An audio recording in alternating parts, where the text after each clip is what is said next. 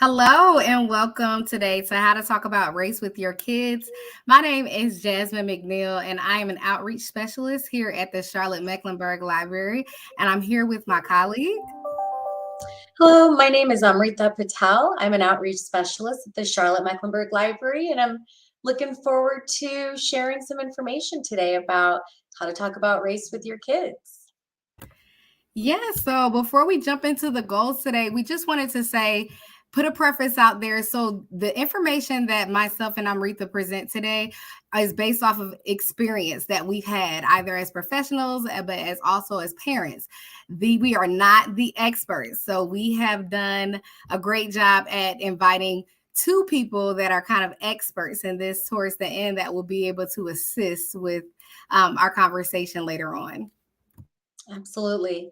And our goals for today are to just briefly introduce concepts relating to race and racism, exploring why it's relevant to teach children about advocacy, DEI, sharing strategies to navigate conversations about race with kids, and using literature to be proactive in having conversations about race. So we'll finish up the program with a panel discussion with our community members, and we're going to really encourage you to submit any and all questions throughout our program so we can have them queued up for our panelists. So I'm going to turn it over to Jasmine to really give us a foundational understanding of race and racism in America. Yes. So, in thinking about having a discussion with children about race, it's important that we understand the concept of race and how race began. And so, a book that I like and that I became familiar with a couple of years ago was White Fragility with Robin DiAngelo. And so, in the beginning of the book, she does a great job at explaining the concept of race. And I feel like as long as you can understand where this began, you'll be able to start the conversations to dismantle some biases and structures that were built. So kind of like a synopsis of what she explains, race is a social idea that was created to legitimize racial inequality and to protect white advantage. So white first appeared in the 1600s, and by the late 1700s, race appeared on the census. So white was solidified kind of around the early 20th century as immigrants entered into the United States. So even in 1865, when slavery was abolished, whiteness was still a thing. And the only way you were really considered a citizen was to be legally classified as white. Between then and the 1900s, Indians, Asians, Europeans, and other nationalities of non-whites fought to be classified as whites. But the courts only cited that Europeans could be considered whites, and every other ethnicity was qualified as something else. So according to the author, because race is a social construct, whomever is considered white has and will continue to change over time. So overall, she pretty much concludes that if you look white, you are treated as white in society, and regardless of your nationality. And as a result, there's a privilege that's associated with that. And she then goes on to explain the classism that's associated with race and economic status as well.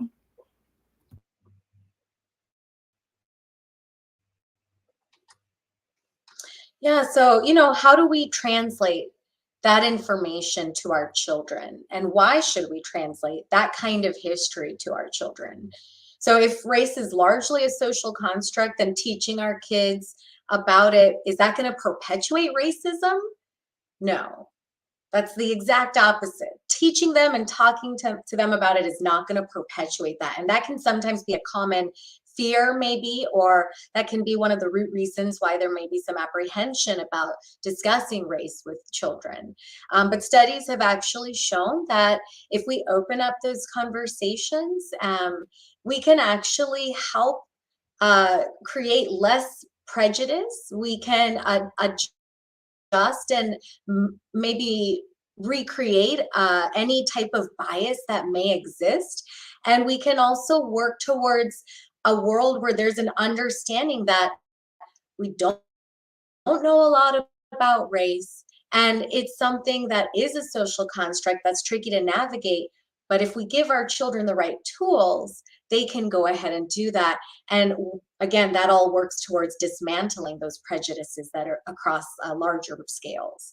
So one thing I like to talk about is also one reason we should teach about race versus critical race theory. That's something that's totally different. It's actually right now what people are saying about critical race theory, and it really has no influence on children because it's a very sophisticated concept that's being taught to adults.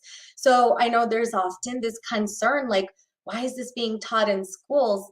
It actually isn't. That's something that's taught at a university level. And I think it's important for us as parents to sift through that information that comes through the media to again help us with our conversations. So honestly, there's been a lot of individuals who have had these conversations before us. And I like to remind myself of that if I ever get apprehensive about talking about race. So some of these pioneers in communicating about race with children, Mr. Rogers, this is an individual who is talking about things at a time during an era where it's the 1960s. America was witnessing a lot of horrors from the civil rights movement. There was a lot of political and cultural unrest and upheaval in America. And he was actually somebody who realized, there's no programming out there to talk to kids about what's happening. And he really took that idea of we need to communicate with our children to the next level. And I feel like whenever I'm trying to model any conversation about race with my children, it's after Mr. Rogers.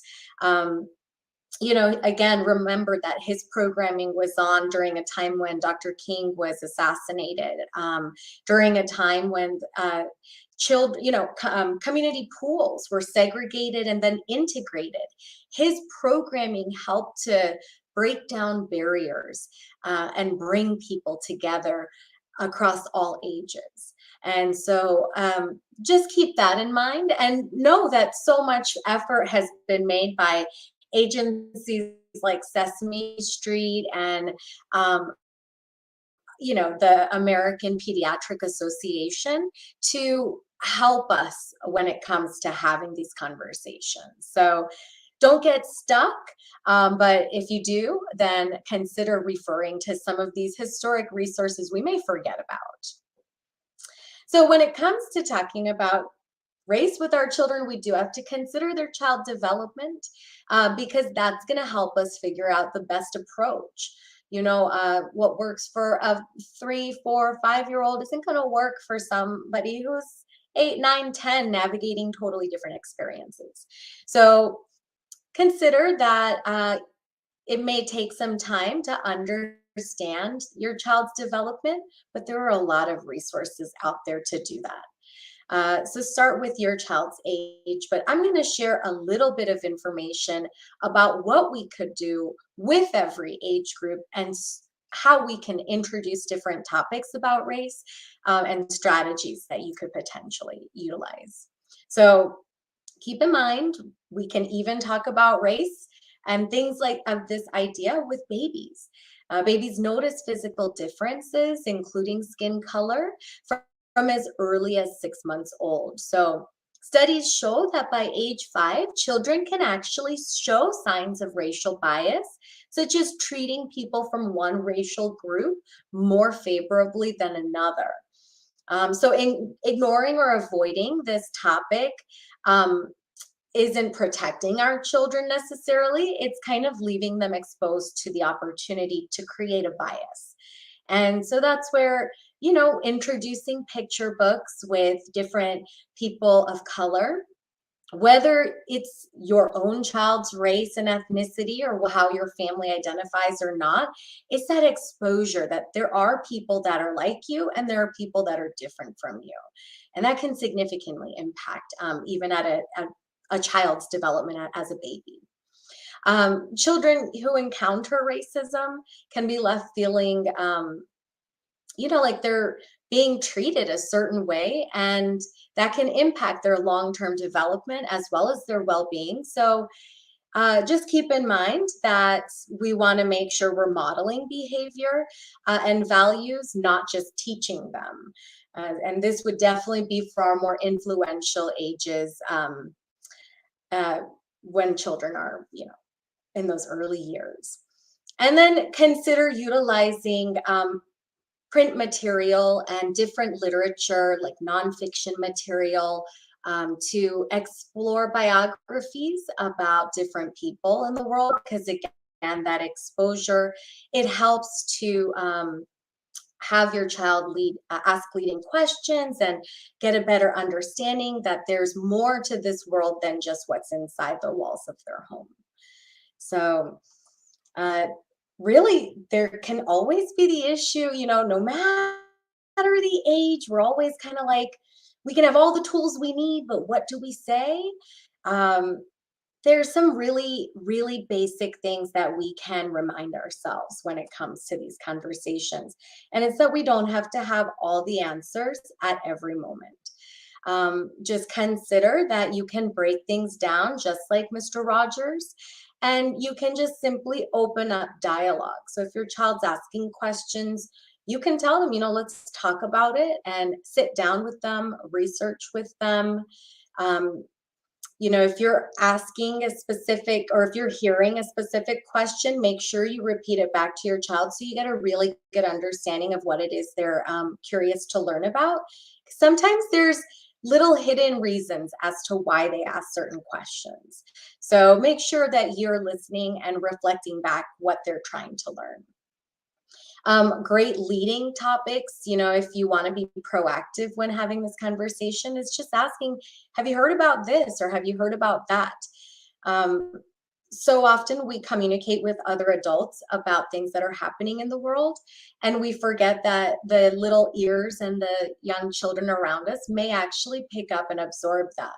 So whether it's something happening in the news, or something happening in their local community or at church, whatever it may be, consider asking them, have you heard about this? Is this something that you've spoken about?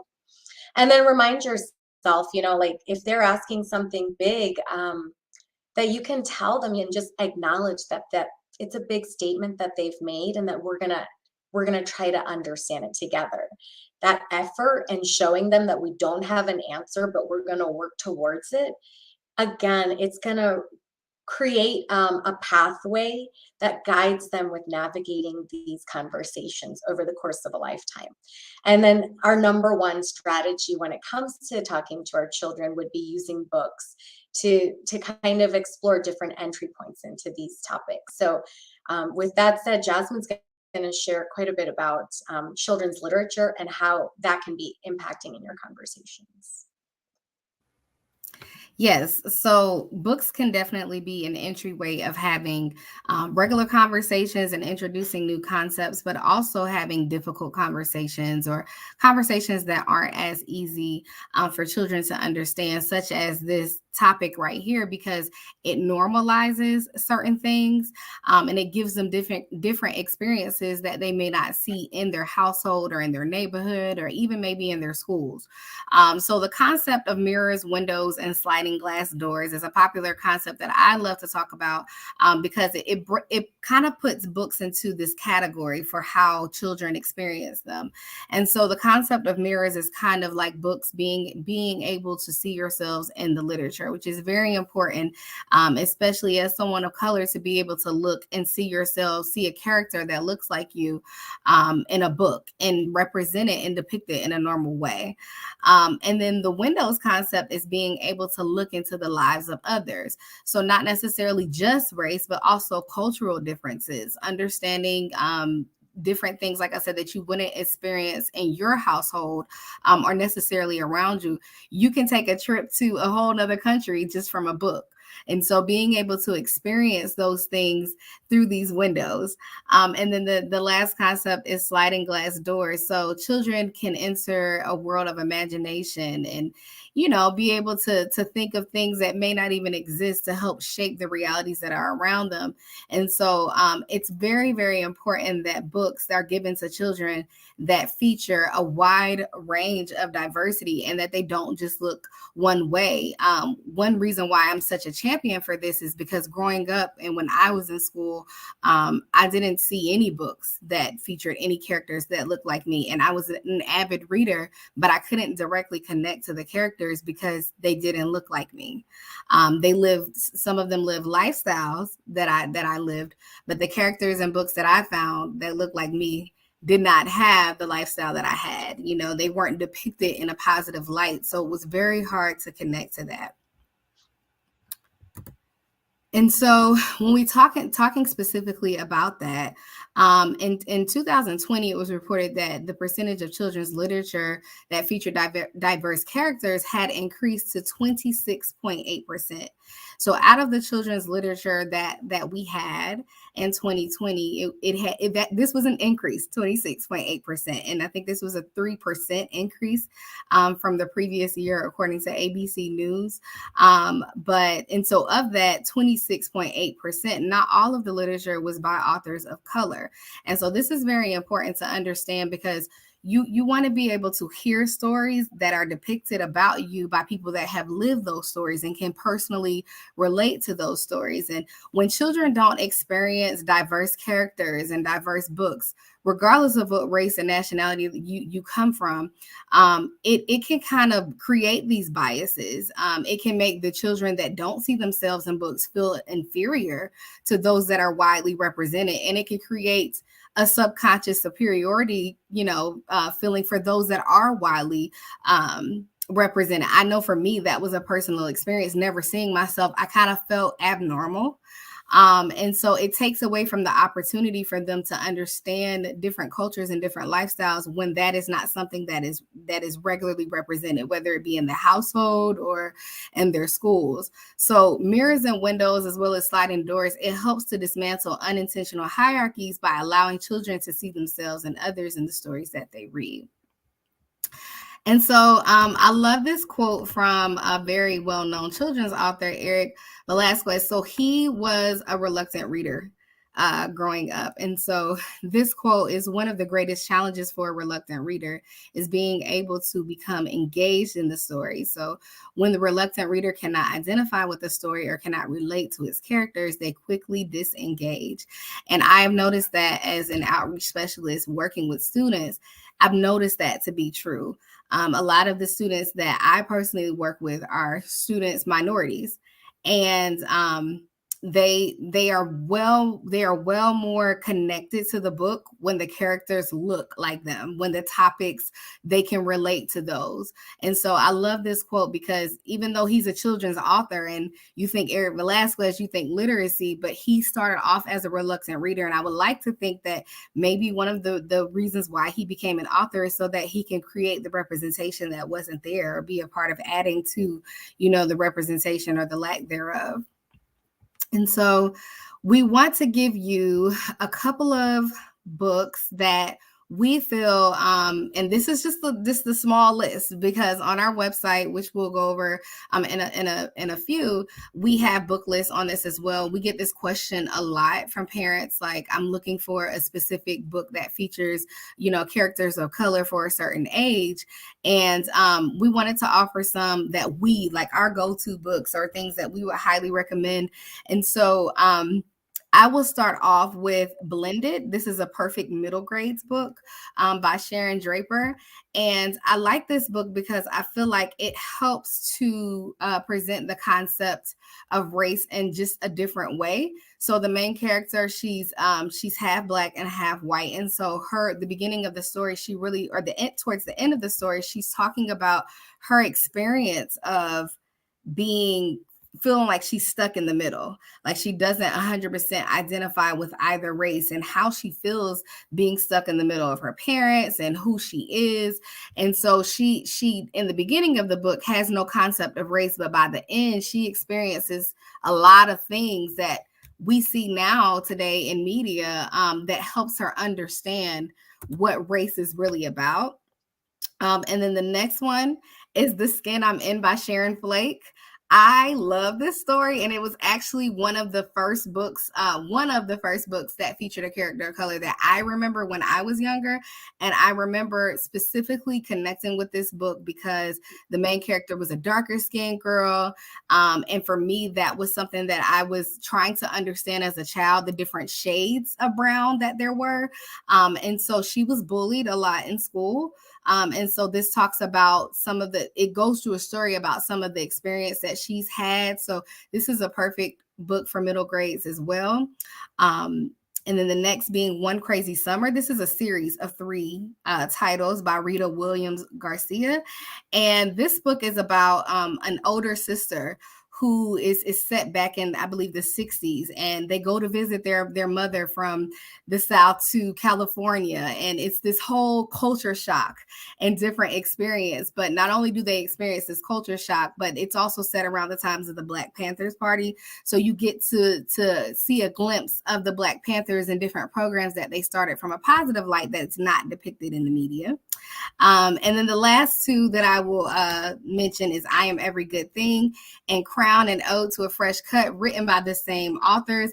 And I love these stories because it is a perfect affirmation book, a perfect feel-good book. It is a picture book, but I think it is great for all ages to really take a look at. The illustrations are amazing. And like I said, it's a positive affirmation book and something that can be spoken over your children on a regular basis. And I will pass it over to Amrita. Yeah, so we do have a lot of events. There's many books, like Jasmine said, that can support your conversations.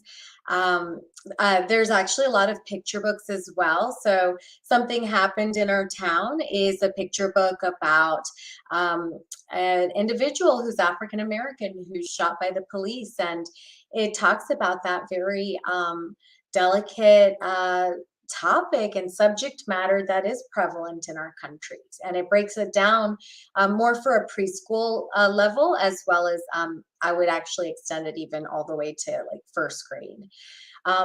There's another book, Black Brother, that's a chapter book, and this book is written by Jules Parker Rhodes and explores the dynamic of 2 siblings. The mother is African American and the father is Scandinavian, and each child or each sibling looks very different. One has dark skin, just like the mother, and one has fair skin, like the father. And so the story actually follows their experiences, which are dramatically different at one school. And that, it's a phenomenal book that I would definitely recommend for young adults. Bilal Cooks Dal is a picture book about a boy who's Pakistani, and he's nervous that the kids in the neighborhood are not going to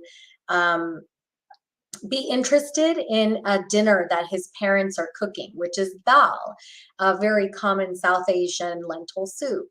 And so the book actually does a very elegant job of showing how biculturalism in America can be something that can cause a little bit of anxiety, and how we can help our children to be confident in their different identities that they may hold.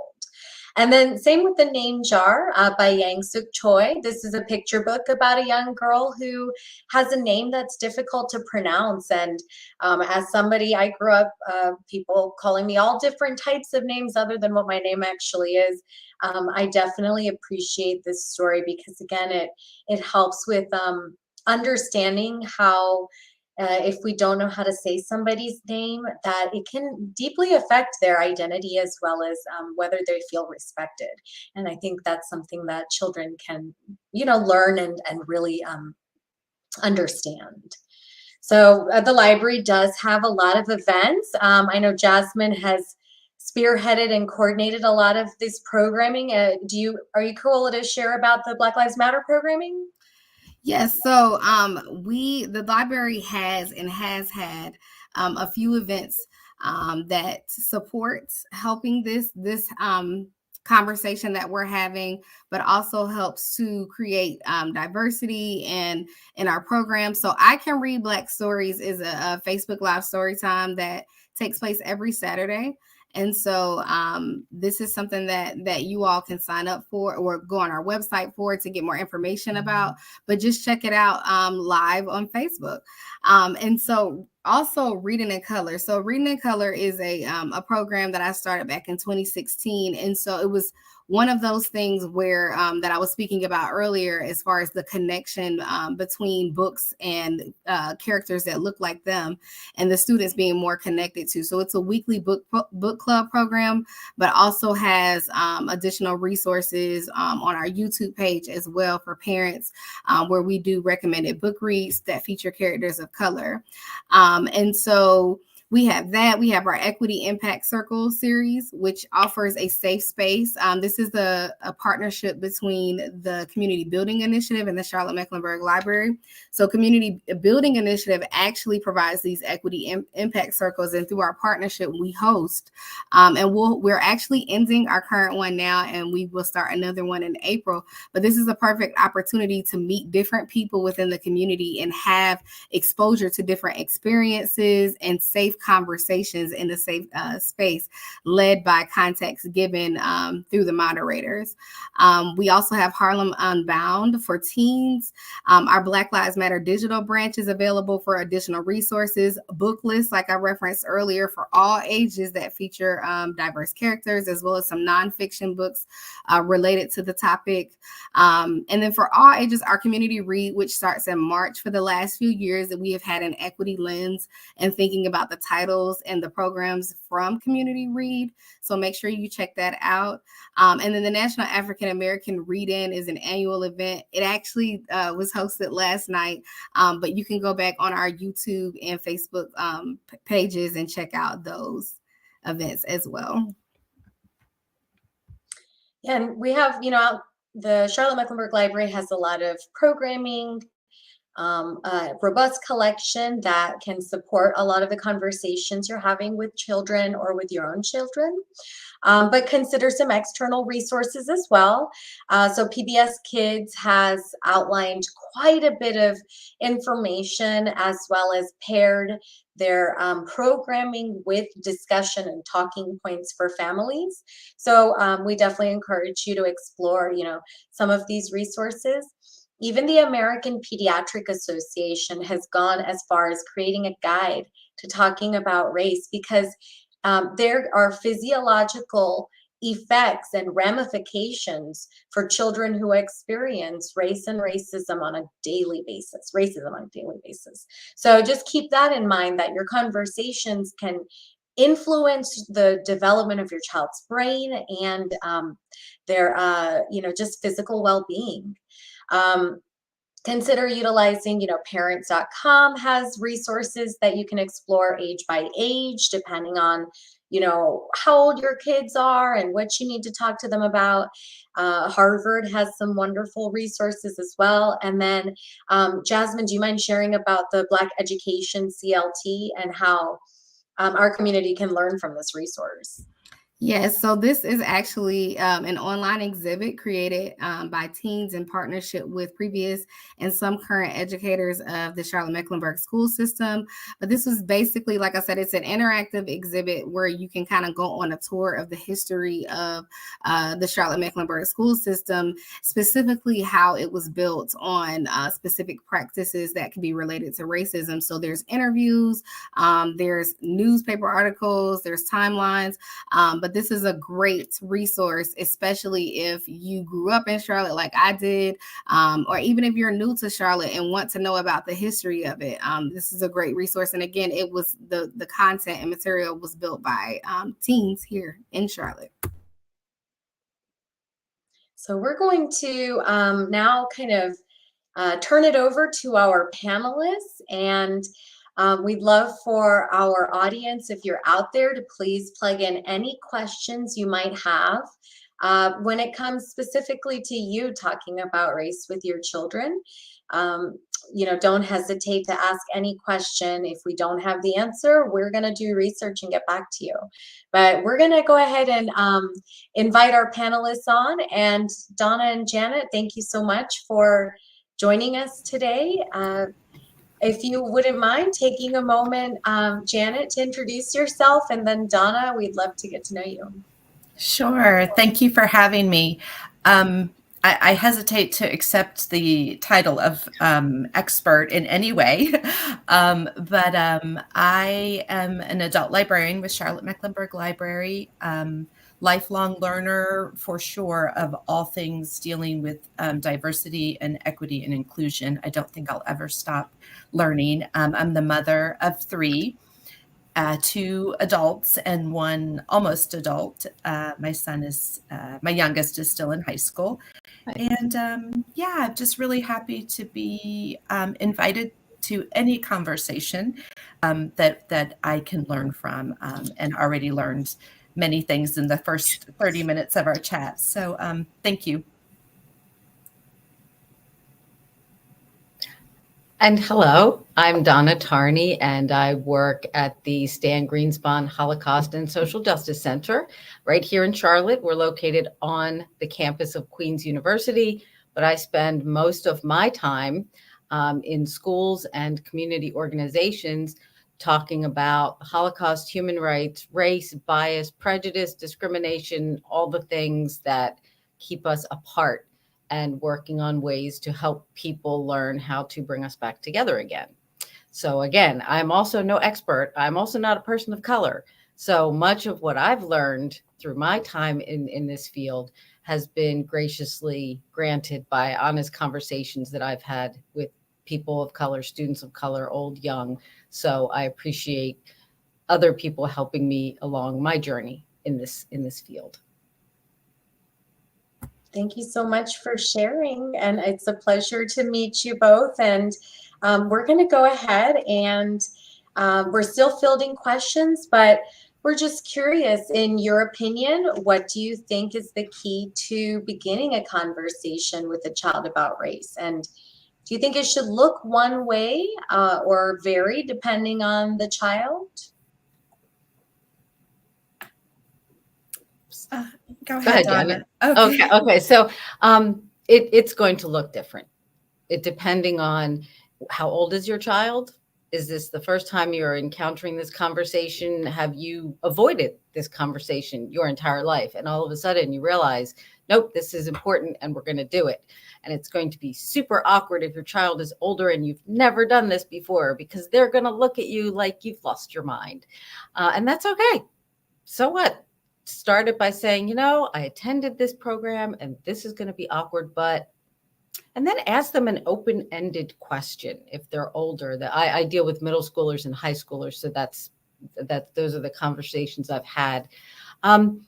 Begin by asking, what do you think about the way people hang out at school? Do you notice people hanging out with people who are more like them, or is your school, does everybody hang out with everybody else? So start it in a way where it's not, hey, do you know about race? Racism is horrible. It's a construct and it has terrible effects on our society. Just bring it down to where they are. And if your children are anything like children I've encountered, start with you know what? I was just thinking the other day when I was in middle school, I think if you're a white person, there were like 3 children of color in my whole school. What is it like at your school? Offer a personal experience and then ask them to reflect. And that usually kind of takes the stress away and it opens up doors of conversation. That's great. I would like to build on what Donna shared. And I think the resources that we talked about that Jasmine and Amrita shared are so amazing. But one thing I kept going back to in my mind was living by example, and that so much of what our children learn is what they see. I can talk all day long goes in one ear, out the other with my almost 17-year-old sometimes. But I feel really strongly about demonstrating how I treat people that, don't look like me or are different from me. Working at the library, I always have a plethora of funny, sad, interesting stories about customers that I've interacted with. And I think even from pre-1-year-old, tiny babies can learn from watching and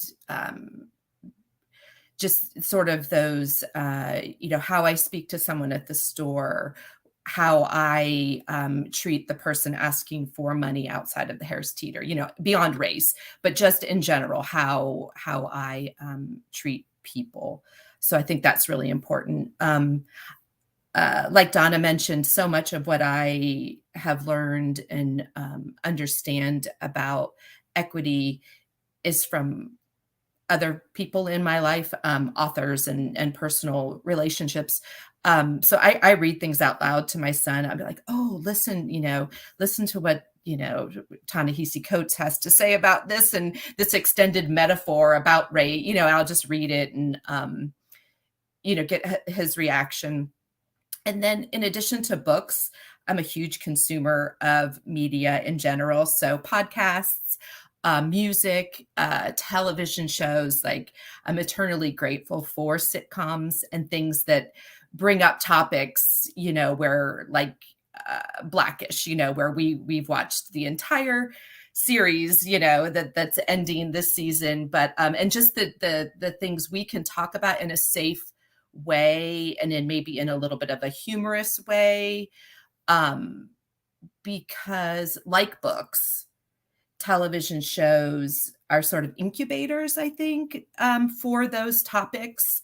And then I think we'd also be remiss, and maybe this is the next topic we can talk about, but putting our children in situations where they are around people that are different, right? We all know folks who read the right books and talk within their families about the topics that we should all be discussing, but then they isolate their children in their communities, in their neighborhoods, in the schools they choose. And I just think that that's something that I feel really strongly about is putting my children in neighborhood schools and in diverse situations, because you got to practice what you preach, right? So I think we can prepare them as well as protect them to then go out into the world and carry forth these lessons. Janet, I love that. And I so agree, especially on the exposure, exposing your kids to regular environments and knowing that your environment may not be the only environment, so that they don't have that fish out of water experience. And once they finally do experience different environments and cultures.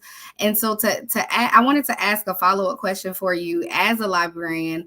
What do you think librarians and libraries specifically, what role do you think that they play in assisting parents and caregivers on this topic and other difficult conversations that affect how children adapt socially? I think that we provide within our children's programming, our story times, we provide the opportunity to bring up authors and books that parents may not be aware of. I think that's really key. I think just the overall exchange of ideas that the library promotes, where we don't know everything, but we will put you in touch with people who do. We will show you resources. So I've been mostly involved with teens and adults at the library. And I just think we provide spaces, resources, programs that just bring people together. I love that. And so many of the things both of you were sharing when it comes to beginning the conversation feels like it requires a lot of confidence. And so what would you say for the individual who may not be feeling confident to approach the conversation? And anyone who has that apprehension, what advice could you give to get over that tipping point and start the conversation? So I would suggest, first of all, I love that what Janet said about setting the example, because I was writing on sticky notes as you all were giving your presentation. And I love that, expose your children to books where there are diverse characters who are the protagonists and the antagonists, and all the roles are just mixed up. And also as a parent, intentionally watch those things on the television. Intentionally read books in front of your children that have a diverse set of characters in them. Intentionally do these things so that your children see you doing this, because as you said, children learn by watching. But make the conversation, first of all, if you need to practice it, practice it.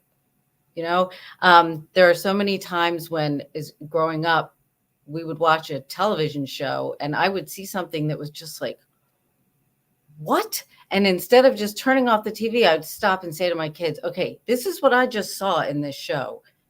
Did you see the same thing? Like, can you believe that the women always fall when they're running away from someone? Because when I was growing up, it was very much gender related portrayals of stereotypes on television.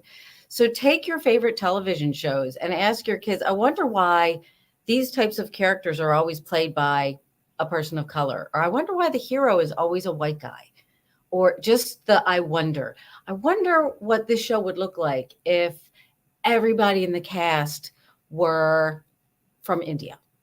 And you would be surprised that your kids will go, well, that can't be so, because people from India are like this.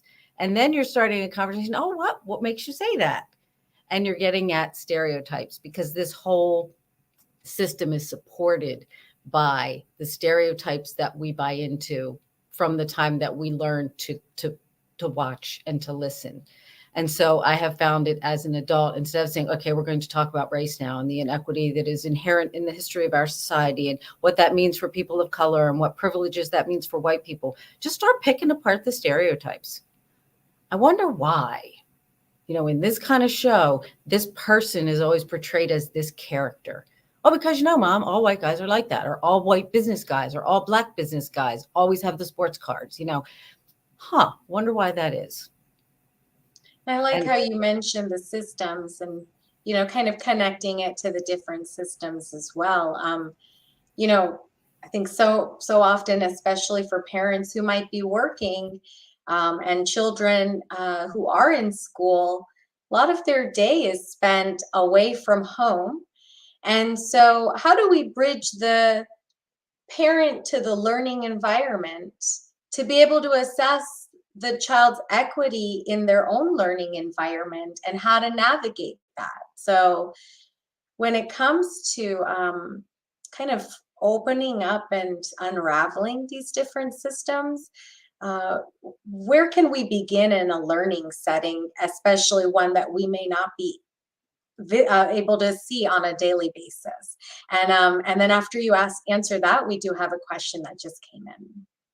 So from working with schools, the one thing I can suggest for parents, and I know it's the onus of all of this is put on people who are already overloaded with stress and work and responsibility. I work with so many teachers who are trying so hard to do these things in their classroom to unpack this long burden of racism on both the people of color and the white children who have bought into the idea that the white people are somehow better than or deserve more than. And then you go to the parents who, the last thing at the end of the day, my kid has to do their homework and then I'm exhausted and let's go to bed. So what I would suggest is just look at the website for your school every once in a while and see what the school is representing itself to be. And then show your child, or talk to your child. Hey, I was on the website the other day and it looks like you're getting this kind of programming or you're getting this kind of learning. How would you say that stacks up to what you experience in the classroom? And you would not be surprised, I guess, at how often kids will say, oh, no, Miss So-and-so, Mr. So-and-so, they don't do that. This doesn't happen. And then you can kind of look at other parents and together you can approach the school. We're concerned about this. What are you doing? Don't ask them, why are you not doing this? What are you doing to improve this? Because teachers and administrators will listen to that kind of question before they will listen to criticism. I can tell you 100%. I've noticed this. What is the school doing to improve this? What is the school doing to forward the way that they're treating young Black male children, as opposed to, why are you hating on my kid? What are you doing to improve my child's chances in your building? Because we know from statistics, young Black males are experiencing the worst of the worst in our school system today. So what are you doing? And if you need help, there's the Stan Greenspon Center. If we can't do it, we have so many resources in the community that we can connect schools with to really get issues elevated and examined. I like how you say that, don't bring it to the school as if it's a big issue and they're not fulfilling, but rather separate out the emotion from the issue and approach it from a data perspective, but also mobilize with other parents who may have the same concerns. So that's wonderful. We have Tracy who asked a question about how do you recommend parents correct stereotypes your child repeats because it's what grandma and grandpa told them? I think that a lot of people are managing this in their families. And it's an opportunity for a conversation, right? And I think going back to your original question about what would you tell a parent who is fearful? First of all, none of us are going to get it right every time, right? And I think that should be the mantra for every parent. And also to rest assured that your children are in conversations at school with friends, that whether explicitly or implicitly, they are surrounded by these things. Just like sex, right? We all think, well, I can't talk about that, or it's happening. So yeah, just put on your best, armor and be honest. I think that's key. I saw an interview with Jason Reynolds, who's another fabulous African-American author. And he says humility, intimacy, and gratitude are the three things that guide everything he does. So I think I have teenagers, so it's different when kids are younger, but right away I say, I don't really understand all of this. I'm learning. And with grandma and grandpa, something that and I tell grandma and grandpa this a lot, I say, we can have compassion without comprehension, right? We may not understand everything about transgender youth or undocumented Americans or people that are a different race and culture than us, but it doesn't mean we can't be compassionate, because at the end of the day, we have to get back to what makes us all human. And I think kids and older people maybe can understand that. I don't know, but that's a hard one, Tracy. I do feel for you. It's not always grandma and grandpa. Sometimes it's aunt and uncle, or other parent, I guess. So. And it's interesting that someone asked that question, because literally 2 days ago, I was sitting around with some of my neighbors, and this is an adult woman who was talking about some of the things that her grandmother used to say about people of color. And she said, I was afraid to say something to her because she was so old. And I figured if she died the next day, the last thing I wanted her to remember was that I was correcting her about racism, you know. But if your children are young and they're repeating things, and you can't go to the, well, you know, everybody has their flaws and we love grandma and grandpa, but this is one of their flaws. Like an older child would understand this. You could ask their child, you know, or explain what is harmful about what the child is repeating, the stereotypes, just, you know, and then ask them, what do you think? How do you think we can help grandma and grandpa understand that this is hurtful when we hear it? And just see what they say. Sometimes kids have a way, or you might just have to have a conversation with your parents, their grandparents, and say, I'm really trying to help my child overcome these stereotypes because they go to school with the people that you're talking about in this way. Can you please try and adjust the way you speak about this group of people when we're with you? You know, so there's the ask your child, how can we help grandma and grandpa understand that this is hurtful? And it might come down to grandma and grandpa like, I don't care. That's on you. I believe it. I believe it to my heart, this stereotype. And in which case, I would just tell your child, grandma and grandpa have this belief system. That's not what we believe. And so I would say this is something we're not allowed to say in our house. Yeah, and I was gonna say that, Donna, to add to that. Yeah, so ultimately, you run your household. So if that is not, if you guys are not in sync with each other when it comes to those stereotypes, if you can't have a conversation with whomever is giving information opposite of what you're trying to instill in your kids, ultimately your child should be able to get from you that what you say and what your household is going to do should supersede.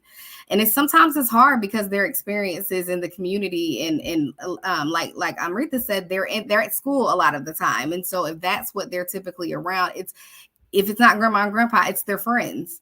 And, you know, depending on their age, friends have more influence over some kids than family, unfortunately. So it's just a process. But Donna, I love how you utilize asking so many questions, seeing the response as a way to guide versus just walking in and saying, listen, we have to have this serious conversation, because kids react a lot different. And I'm always surprised at what my 11-year-old knows, like, and what he's already been exposed to that I had no clue that he was already exposed to. So it's just honestly having those conversations in a relaxed way that doesn't seem so, oh, we're about to have a talk, because he cannot stand when I do that. He's like, oh gosh, and he immediately shuts down. But I wanted to ask you both, Janet and Donna, what was your experience like growing up? Like, did you have a concept of race? And if not, or if so, like, do you remember who was that person that had that conversation with you for you to have the understanding that you had growing up, to be able to look into and want to have a learning? Like you said, you're a lifelong learner of this, Janet. Like, what was your experience like growing up?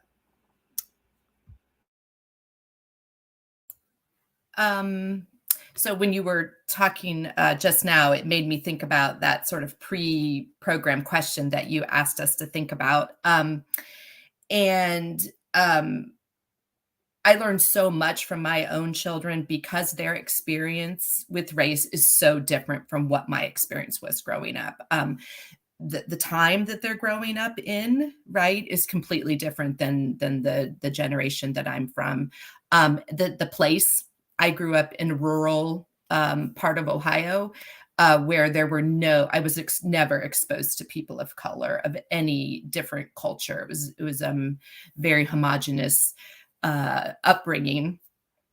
So I guess when I was thinking about the living by example, there must have been something along the way that my parents were able to pass on to me. I feel like, because they're very loving, inclusive people, But growing up, I didn't see that demonstrated explicitly, right? So there must have been something that happened. But my children are in very diverse schools. We live on the east side. They've always gone to the neighborhood schools. There have been classrooms where both my boys were in the minority in their classrooms. And I'm just forever grateful for having raised my children in that environment. So I learn from them all the time.